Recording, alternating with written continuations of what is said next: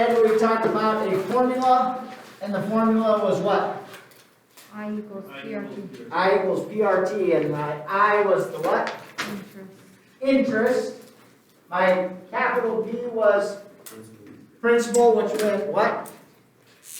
Amount to start with. The initial amount that I started with. R was my rate, so it was a percentage.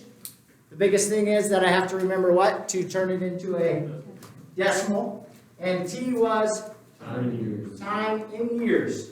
And then we introduced other vocabulary words like quarterly or monthly or semi-annually, which you would then turn it into a fraction to use. So on page 81, we should be able to look at a couple examples of this. Everybody there? So if you notice here, pretty self-explanatory. Letter A on page 81. What interest is paid for 3 months on $860 at 2 1/4% annual interest paid quarterly? Okay? So, what interest is paid for 3 months? If you think about quarterly, 12 divided by 4, which is quarterly, right, would be how many months? 3 months, all right? So, what is my I? 860. 860? What is my P? 2.2. No, my P. Don't know it. We don't know it? Okay. Now my R. So here's the confusion one, right? They gave us 2 1/4%. What's that? 2.25, right? So when I put it into my formula, it should be what? 0.0225. And then what is my T? 1/4, right? It's quarterly. Quarterly. 1/4 is 1/4 of the time. All right? So how do I find P? Multiply the 2 and then divide. Yeah, so take 860 divided by whatever we get over on this side, right? Somebody do it?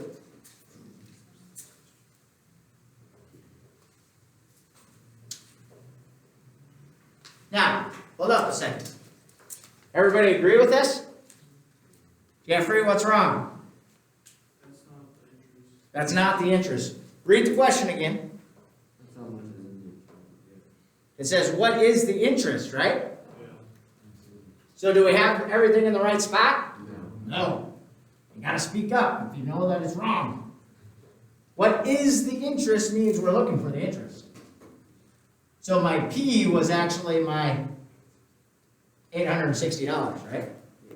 And then I'm gonna just multiply all those together. So punch all that into your calculator and see what you get.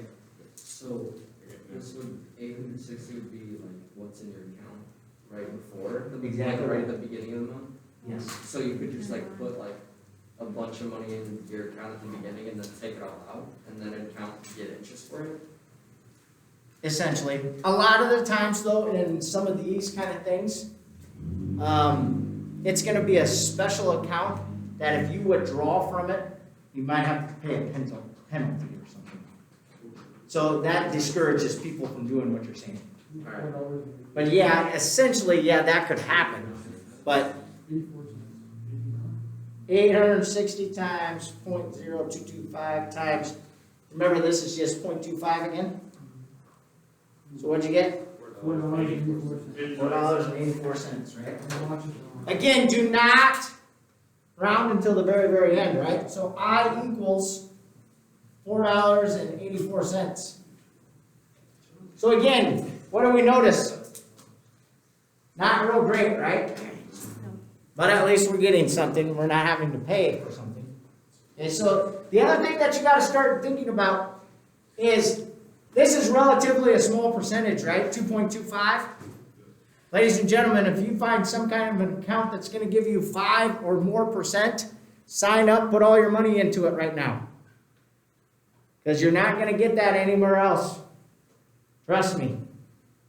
So if you find some kind of IRA or money market account or a savings account of some sort that gives you more than 5%, sign up for it. Now obviously the other thing that affects it is this number, right? $860 relatively is not a whole lot of money. It could be for us, but it's probably not for Mr. and Mrs. Wells, for instance, right? So obviously, even if this number went to 20,000, this number would adjust quite a bit, right? If we did the same thing. So, I'm curious how you know if it's quarterly, It's gonna always say it. like, you wouldn't have to do anything to that one to make it quarterly? We did. This is quarterly. Because this whole formula is based off 1 year, always. So when it says that it's quarterly, we cut 1 into 1/4. And so we divvied it up into So do quarters. we not do anything with the 3 months? The 3 months is quarterly. Will they ever like switch them so they're not like the same? You know Well, what if I they mean? tell you 3 months and they don't tell you quarterly, then you would do 3/12, but 3/12 is 1/4. Yeah, no, but I mean like, would they tell you like the annual and then ask for the quarterly? Possibly, but down the road. We'll do that in a couple chapters maybe.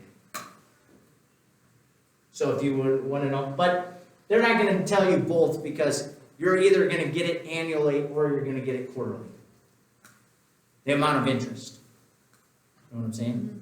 So if they say it's an annual interest rate, then that means how much you're going to get per year for a rate.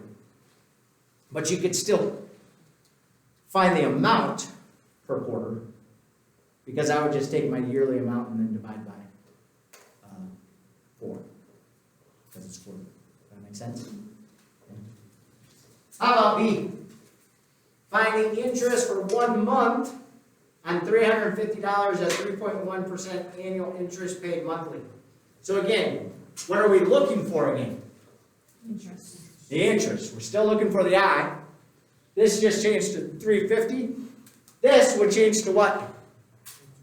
1/12, because it said monthly, right? Again, we're basing everything off of a year. So in B, we would change this to 1/12. Now remember, when I'm punching this in the calculator, if I'm doing the second problem and I had 350, I forgot what the percentage was. 3.1? So I would have had that. Remember, when I'm punching this into your calculator, if you don't like working with fractions, you just take this times this and divide by 12. That's the same difference. Even though that it's all multiplication. But I'm going to divide by 12 because it's a fraction. Make sense? Anybody punching into your calculator? 90 cents. Yeah. This time you only get 90 cents. Is that possible? Oh, yeah. That's horrible. Better than That's getting not even nothing. a dollar. Hey. Is it worth it at that You point? think ours? Well, but again, look. It's only $350, right? So switch and put $20,000 in there. Put 20,000 times that divided by 12. How much do you make for 20,000? A couple of dollars. I did that so. Uh, 516. So now we made $516. I got a fraction. And basically, we're not doing anything, right? We're just giving the banks the money and they're just holding it for us. Okay? So yeah, it's demoralizing when you do this. Especially with this amount. The more money that you have in there, obviously, then you're going to get a little bit more. How did you do that? Do that calculation, let's say you had $3.4 million. Jesus. Look at a couple of dollars. What, 3.1? Yeah. That's 51. $87,833. Damn, that's not even that much. Just must be how your calculator set it up. 87,000, just. No, I have like 20 million. Alright, questions there? No, sir. The next part involves the table on the next page. So turn the page, please. Now we're talking about compound interest. Anybody have any idea what compound interest means? Interest on the compounds. Compound interest would be basically what you would normally think about as interest. So like if you put your money in the bank Compounding interest means that I get a little bit of money every single day. Okay? Now, when we're talking about compound interest, if we're talking about something I get every single day, how much am I talking? Very little. Very little, right? We're probably not even talking about a cent. It's a decimal of a cent. You know what I'm saying? Especially if we're only at $350, right? Okay, so the total interest earned is the difference between the original principal and the compound amount. So what's my compound amount? The compound amount is the total money in the savings account at the end of the last interest period. This is more what you're talking about, Justice. This would be more if you got interest on your debit card account. Whatever your debit card's linked up to, it's probably your checking account instead of your savings account. You would do compound interest then, where it's going to keep calculating no matter how much money you're running in and out of there. This is what Justice just asked. So at the, for me, at the end of the month, my check would go direct deposit in there. My interest would get recalculated right away. If I pay my rent bill, though, if I pay my electric bill and take that money out of there, my interest would get recalculated again. Okay, so it's always going to get calculated every time. So every time you accrue interest, you make a deposit, withdrawal, there's a new thing. There's a new value to it. When you talk about compounded interest, it's either daily or quarterly, and that's where this little chart comes about. So look at your chart again. Notice in the actual green chart, it says compound interest table, and then it shows periods along the edge. Everybody see what I'm talking about? So periods 4, 6, 7, so on and so forth, and then across it gives you a percentage. Well, they'll help you figure this out by giving you that information. And then if you go and kind of put your fingers together, you'll get the decimal number that's in that green chart. That decimal number is like, what do I want to call it? Like a factor in a sense. So you're going to use that to do your math. Over here on the, I don't know, bluish green, teal, I don't know, the right side, this one's the daily compound interest table. So the first one is probably a quarterly one. The second one is daily. And so then, same principle, it's just a different chart. All right? Again now, as I said up here, for normal people, this is not going to be a whole lot. But at least you get something. In a sense, though, when you talk about compound interest, you're still using I equals PRT. So you could use this formula every single time, or you can use the chart. So if using the chart confuses you, especially with the periods and such, you can always go back and do I equals PRT. If you use I equals PRT and you're using a daily amount, when you make your fraction here for your time, you would put the number of days. So this is for compounded interest.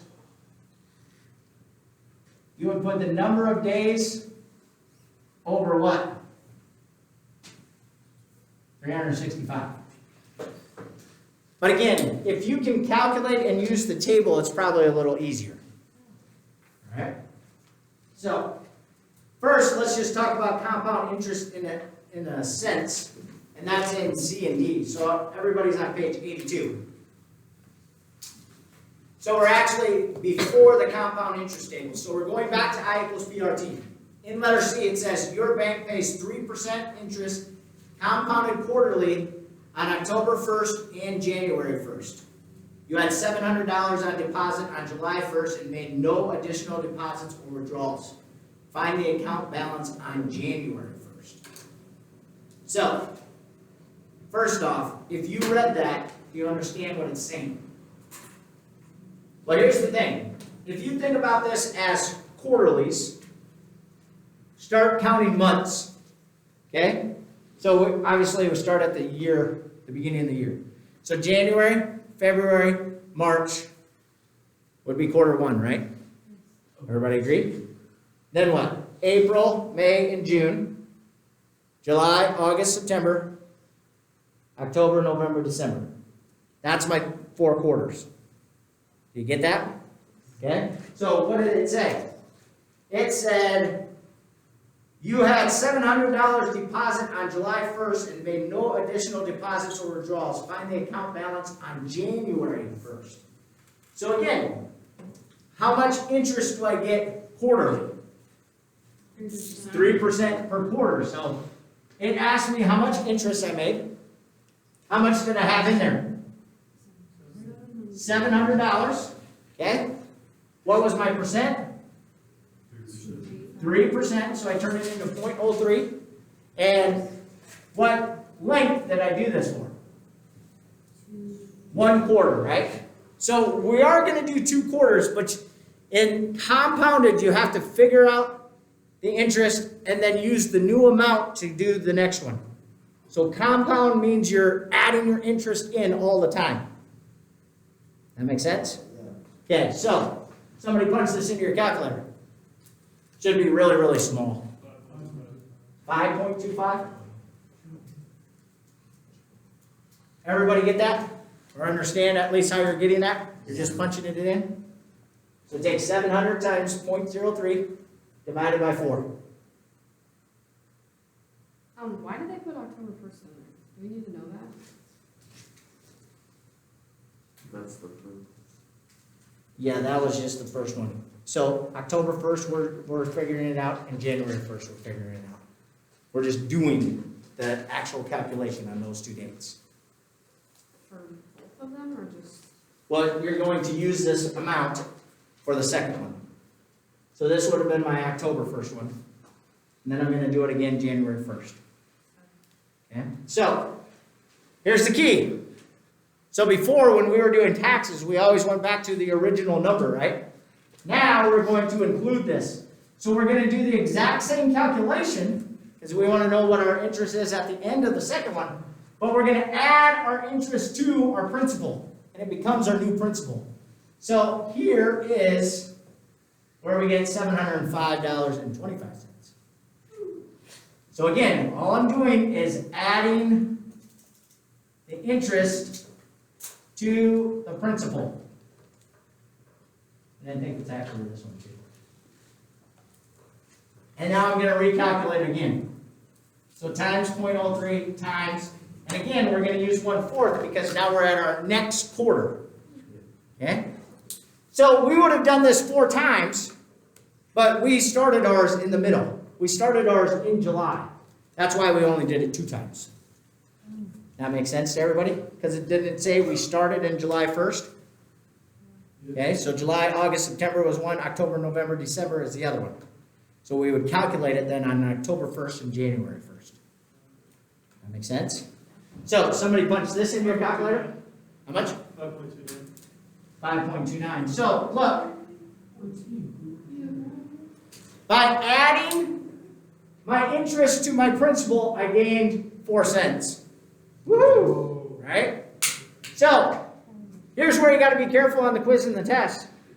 It might ask you, what is our balance at the end? So then what do? I add them again, right? So somebody put in 705.25 plus 529. 14.45, never mind. 10. 710.54. Yeah.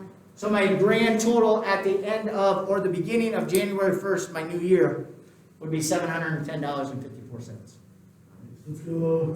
Yeah. Let's go. So in 6 months, we made $10.54. Hey. Kind of depressing, but at the same time, hey, at least we're making money. That's a couple of chickens right there. That's a lot. That's You always got to put things in perspective of food, and then Easton gets it. Then it gets excited. Oh, you're eating good tonight. $10. How much are McChickens these days? $1. Oh, they're only $1? They brought them up. They're like $1.50 now. Oh, still mad. Burgers. Now you can only cut that last one in half. Bastards. All right. So let's go to the next one. So that's hold on. This would be my answer. Yes, 710.54. I'm kind of confused how you know to do it twice. Because it said, January. right. I'm confused When it says those two things, they're asking you, Oh, I'm sorry. what is the interest compounded quarterly on those two dates? I would almost. So I They're in know, two sections? right, because watch, quarter one, again, would be January, February, March. Quarter two, April, May, and June. Okay. 3 would be July, August, September. 4 would be October, November, December. So they gave you July. So we started in July 1. That's when we put our $700 into an account. Okay, and then So that at October 1st, we calculated how much interest we ate for that first quarter, for these 3 months. And then at January 1st, when we start the next year, we would have done it for this quarter. Oh, okay, that makes more sense. Okay? Thank you. All right, let's try D. You deposit $400 on July 1st. You kept your money on deposit for 1 year this time. Right? You made no deposits or withdrawals. If your bank pays 2.5% interest compounded semi-annually, what compound interest will you earn in 1 year? So, in all honesty, how many times am I doing this problem? Twice. Because why? Because it says semi-annually, right? Okay, so what's my first formula? 400 times 2.5% times 4. And then you have 2.5%. What was my first time? 5 big ones. 1/2, right? Yeah. Okay? Somebody got the math for me? It's 5 big ones. $5? Yeah, Even? yeah. Awesome. Ooh, 5. So then we add our $5 and we do it again, right? Yeah. So again, this is the huge part that you got to remember. Anytime they ask you to do compound interest, you always have to add it to your original amount. And this is what Justice would have been adding or asking earlier when he said, well, can I just put in money and then take it out? Well, yeah, you can put it in money and take it out, but then that number would adjust. And that's where the bankers get paid the big bucks, because they're figuring all that stuff out. But really, they're going to use a table like this, so they're making the math do the work. Did you hold that by hand? Well, they would have back in the day. So what's my grand total? $5.06. $5.06 more cents? So my answer is what? $410.06, right? So depressing, right? How much did I, watch. It says, what compound interest will you earn in 1 year? What's the answer? $10.06. $10.06. So again, make sure you're answering the question for what it asks. Okay? Alright. So now we're going to basically do the exact same thing, but now instead of using I equals PRT, we're going to use one of these tables. So again, this is why bankers would like this. Because this is basically doing it for more than one interest period. You could use that as a thing. The most important part of these tables, if you would actually read the book, which I know all of you go home and do every night, it says that the table shows the value of $1 after it is compounded. So everything's based off of $1 in these two tables. That's really key to the whole thing. Okay? I want to stop right there because we're going to run out of time and we'll finish this tomorrow. Okay, because this part right here can get a little complicated.